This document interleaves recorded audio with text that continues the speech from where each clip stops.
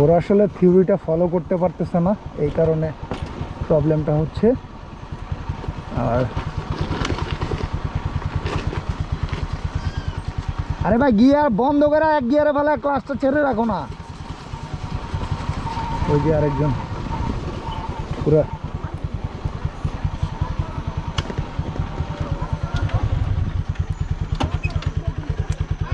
এই যে গাড়িটা পড়লো, গাড়িটা পড়ছে। আমাকে সমস্যা নেই, আমরা আলহামদুলিল্লাহ